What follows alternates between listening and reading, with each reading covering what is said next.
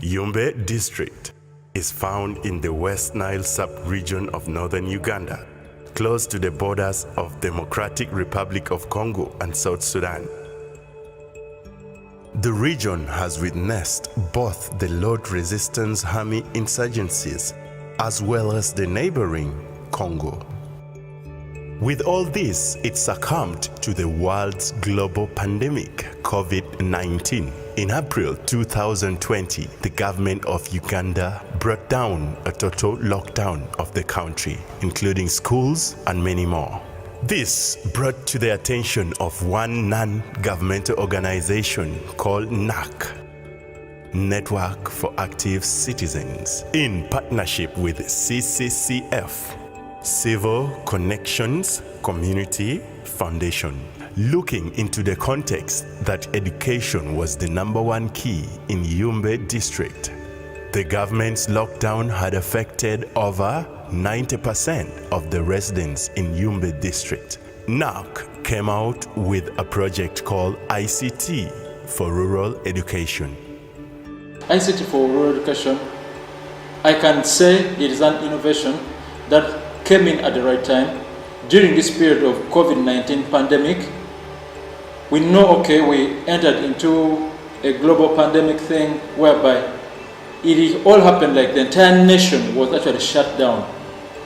You can talk of schools, talk of churches, talk of places of gathering, and all those other places were all shut down due to COVID-19.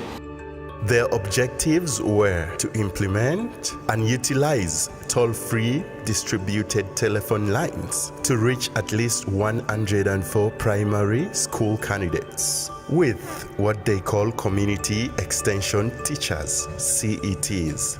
Basically, we were using the phones to conduct lessons with the learners. And then we had some cluster sessions. We could at times meet in the cluster centers because we have divided the whole section into two. We have cluster centers and then we also have the phone session. So you find over the weekend we have lessons with the learners in the cluster centers, and then over weekdays we have lessons from the office through the phone. Through the phone connections, you can call the office in a group or individually, and the CETs will be set to answer all your questions in relations to your education.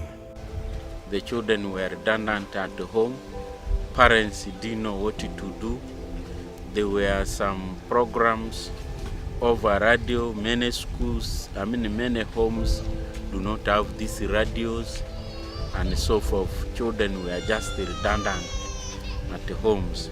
When we broke through to that level, we got our service provider, MTN, installing for us a toll-free line system where we could reach out to these phones connected to our toll-free line system, and we could connect 104 learners on the same phone call for a lesson.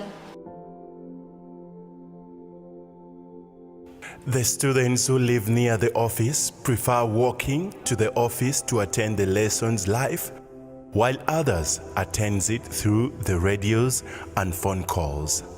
It is a project that NAC and CCF, with funding from CISO, have been implementing for the past 5 months in Yumbe district. We've targeted 11 schools, and we have targeted 11 pupils in each school. Our initial target was 104 students, but we actually now have 250 students. By name, I'm called Doko Pius, a pupil from Tulki Primary School. In P7, one of the ICT member in this school. I would like to thank this program because it helped us with some scholastic materials like sets, pens, and some books. Even I didn't know how to write some other words, but I learned from it.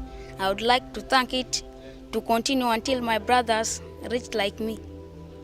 A cluster is a gathering where students can gather in a few number to attend lessons through the radios. When the demand went so high, the phones could not accommodate the number of callers that were coming in per day. So what we resolved to do we had to sit down and come out with actually an idea or a solution to our demand at that time. So the idea that was suggested out to us, it was this: let's connect speakers. So when we got the speakers, we would actually connect the speakers to a mobile phone. After connecting the speakers to a mobile phone, we got to realize that by the help of the speakers, a number of candidates would gather around and attend lesson. So we picked this up, how to buy in speakers, and in these cluster centers, we provided them with speakers. FEOTUS, Fitas. The place was 4 kilometers away from our home. Now even if we wake up in the morning, we just go there. But if we go there, we face some hangers. If we reach there without transport, we go on foot. When we go on foot, when we are coming back, we face problems like our legs will start to pain. A lady who moves 8 kilometers in order to find her cluster tells us about this. My father is a poor person. There was no phone to use for listening these lessons. So I always go to neighbors.